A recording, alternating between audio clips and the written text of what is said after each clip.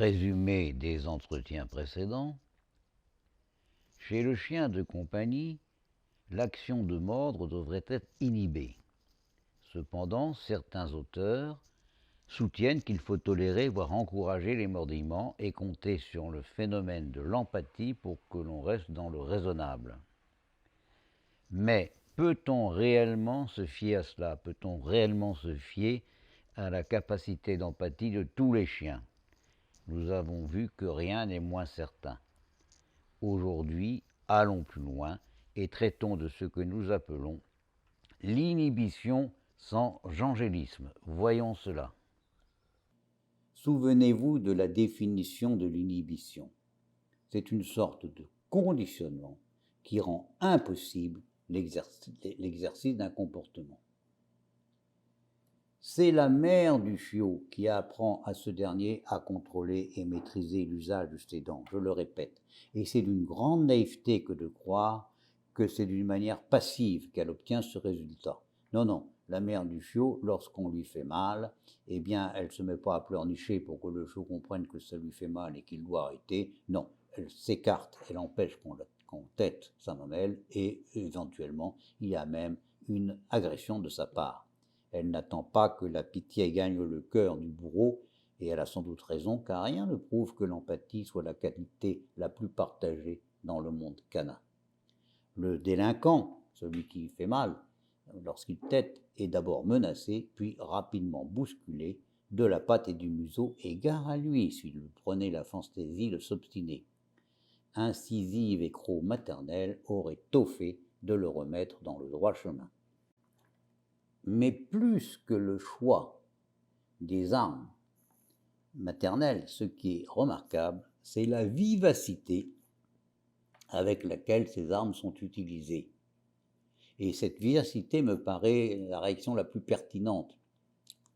La vivacité de la mère par rapport au chiot fait d'ailleurs contraste avec le manque de vivacité du chiot, parce que comme il est chaud, il est encore relativement maladroit, ses mouvements sont encore lents, tandis que sa mère peut avoir des mouvements très vifs. Et elle est donc capable d'impressionner le cerveau du jeune délinquant en y imprimant, et de manière durable, les inhibitions souhaitables. Alors je vous entends me dire indigné, mais ce n'est pas d'éducation positive. Mes bons amis, faut-il vraiment en vouloir à nos chiennes? Mais vous savez, nos chiennes, elles ne savent ni lire, ni les bons auteurs, ni les autres. Elles ignorent donc tout de l'éducation positive. Ce qu'elles connaissent, elles, bien par contre. C'est ce qui leur a été appris par leur mère, leur grand-mère, etc. C'est l'éducation naturelle, c'est-à-dire l'éducation équilibrée. Donc nos chiennes, elles ne connaissent pas l'éducation positive, il ne faut pas leur en vouloir. Si quand on leur fait mal, le chiot leur fait mal, il y a une réaction vive, ce n'est pas de leur faute. Elles ne connaissent que l'éducation naturelle et elles la pratiquent. Elles ignorent l'éducation positive, elles connaissent l'éducation équilibrée. Et après tout, qu'est-ce qui vous prouve que ce n'est pas là le choix le plus raisonnable? Je vous laisse y réfléchir. Et puis désormais, donc le chiot est chez vous. Est-il déraisonnable de continuer ce que sa fratrie a commencé? Chaque fois que les dents pointues de votre nouveau camarade feront mine de s'intéresser de près ou de loin à vos faibles chairs, le plus souvent par jeu, c'est vrai, mais parfois, qui sait, avec des intentions plus ou moins sympathiques, un geste vif, accompagné d'un nom déterminé, doit suffire à remettre chacun sur le droit chemin. Peu à peu, sans effort particulier, et sans même que vous en preniez conscience, l'inhibition continue de se construire, de se renforcer. L'inhibition a été construite par le chien lui-même, quand il se mordillait, elle a été construite par la mère, notamment quand les dents ont commencé à apparaître. Elle a un peu été construite par la fratrie, de façon que je vous ai expliquées. Vous, avec un nom ferme, mais définitif, lorsque les dents s'approchent de votre chair, eh bien, ça continue, ça renforce l'inhibition. Alors, un geste vif, naturellement, cela peut-il aller jusqu'à rencontrer plus ou moins le corps ou le museau? Eh bien, disons-le honnêtement, si l'intention était réellement de mordre, la réponse est sans hésitation oui.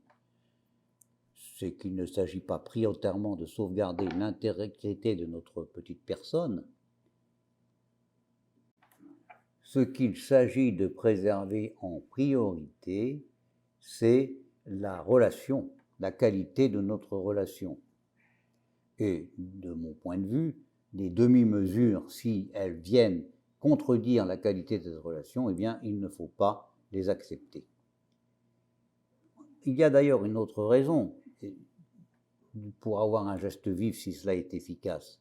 C'est que vous avez le droit de faire ce que vous voulez pour vous. Après tout, si vous voulez être mordu par votre chien, c'est votre problème. Mais, par contre, votre responsabilité est aussi de protéger les autres personnes. Votre chien ne doit pas mordre non seulement vous, mais les autres, surtout les autres. Et donc, vous devez avoir mis en place une inhibition qui fasse que le chien soit définitivement incapable de mordiller quelqu'un d'autre. Ça, c'est très important. Ce n'est pas vous qui êtes en cause, c'est les gens qui sont autour de vous.